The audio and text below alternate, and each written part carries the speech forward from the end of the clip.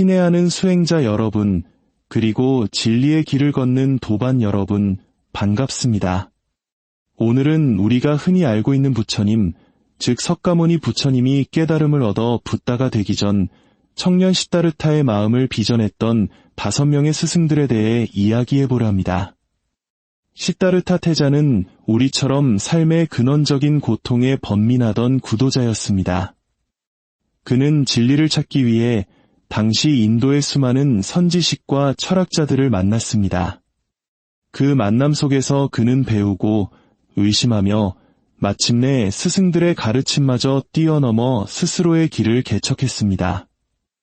이 과정은 한 편의 구도 소설처럼 흥미롭고도 심오합니다.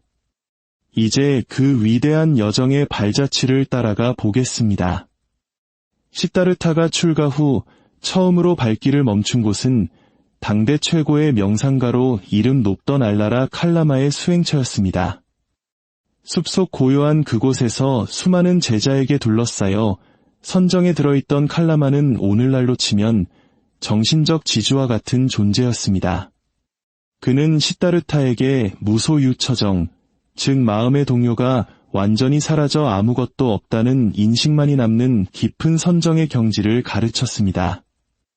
시다르타는 눈을 감고 잡념의 껍질을 하나씩 벗겨내어 순수한 의식의 상태에 도달했습니다. 칼라마는 시다르타의 명석함에 감탄하며 자신의 뒤를 이어 제자들을 가르쳐달라고 청했습니다. 하지만 시다르타는 만족할 수 없었습니다. 이러한 깊은 산매의 상태조차도 결국 잠시뿐이며 선정에서 깨어나면 다시 생로병사의 고통과 마주해야 함을 깨달았기 때문입니다. 마음을 다스리는 법은 배웠으나 고통의 뿌리를 완전히 뽑아내는 길은 아니었던 것입니다.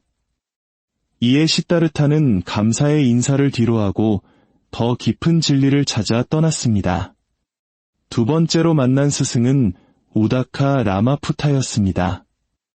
그는 칼라마보다 한 단계 더 높은 비상비비상처정의 경지를 제시했습니다.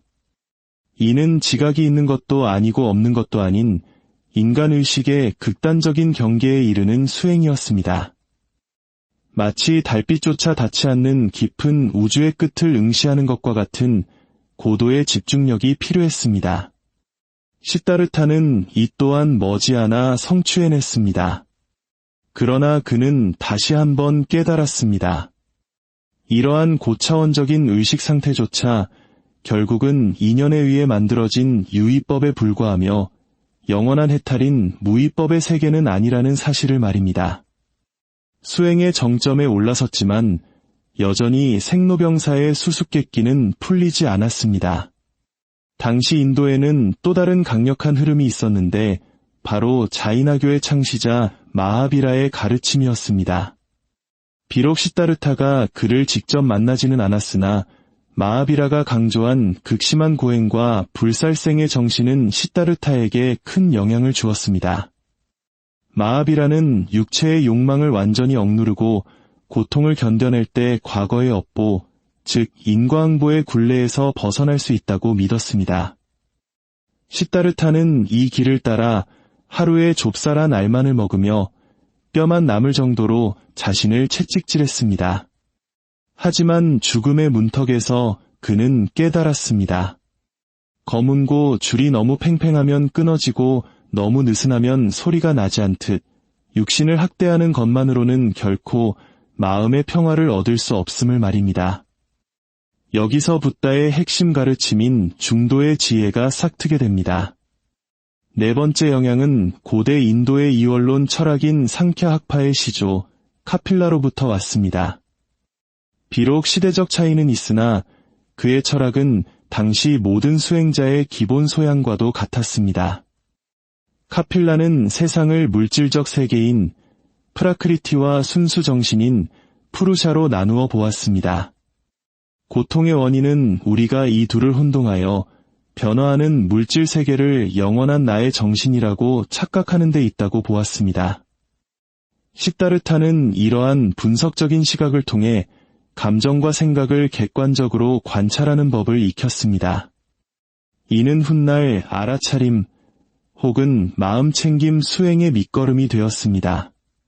하지만 시다르타는 정신과 물질을 완전히 분리된 것으로 보지 않고 모든 것이 서로 원인이 되고 결과가 된다는 연기법의 관점으로 이를 발전시켰습니다. 마지막으로 언급할 스승은 우파니샤드 전통의 거장 야즈냐발키아입니다. 그는 인간 내면의 영원한 자아인 아뜨만과 우주의 근본 원리인 브라만이 하나라는 버마이려의 사상을 전했습니다. 그는 나를 등불로 삼아 진리를 구하라는 탐구정신을 강조했습니다. 시다르타는 그의 철저한 자기 탐구 방식을 수용하면서도 그 결론에서는 전혀 다른 길을 제시했습니다. 바로 제법무아, 즉 영원불멸하는 고정된 자아란 존재하지 않는다는 혁명적인 통찰이었습니다. 야즈냐발키아가 영원한 나를 찾으려 했다면 시다르타는 나라고 집착할 만한 실체가 없음을 깨달음으로써 비로소 진정한 자유를 얻은 것입니다. 이렇듯 시다르타는 앞선 스승들의 지혜를 스펀지처럼 흡수하고 동시에 과감히 타파하며 보리수 아래에 앉았습니다. 그리고 어느 새벽, 샛별이 뜨는 것을 보며 마침내 대각을 이루셨습니다. 부처님은 말씀하셨습니다. 기이하고 기이하도다.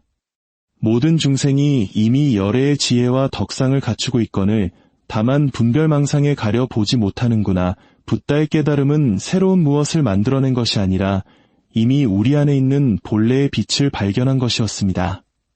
도반 여러분, 부처님의 이 여정은 우리에게 소중한 가르침을 줍니다. 첫째는 열린 마음으로 배우라는 것이고, 둘째는 그 배움을 자신의 삶 속에서 직접 증득하며 스스로 질문하기를 멈추지 말라는 것입니다. 부처님은 나의 말이라 할지라도 무조건 믿지 말고 금을 불에 달궈보듯 스스로 시험하고 검증하라고 하셨습니다. 이것이 바로 자등명 법등명의 정신입니다.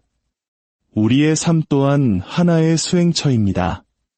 때로는 알라라 칼라마처럼 고요함을 찾고 때로는 마하비라처럼 인내하며 카필라처럼 냉철하게 자신을 관찰해야 합니다. 그러나 그 모든 과정의 끝에는 결국 스스로의 힘으로 깨어나야 할 나가 있습니다. 여러분도 부처님처럼 고정관념의 틀을 깨고 여러분 내면의 빛을 찾으시길 바랍니다. 진리는 먼 곳에 있지 않습니다. 지금 이 순간 여러분이 내쉬고 들이마시는 숨결 속에 그리고 세상을 바라보는 그 맑은 눈동자 속에 이미 붓다의 성품이 깃들어 있습니다. 부디 스스로의 주인이 되어 당당히 걸어가십시오. 여러분의 앞길에 부처님의 가함없는 가피가 함께하기를 서원합니다. 성불하십시오.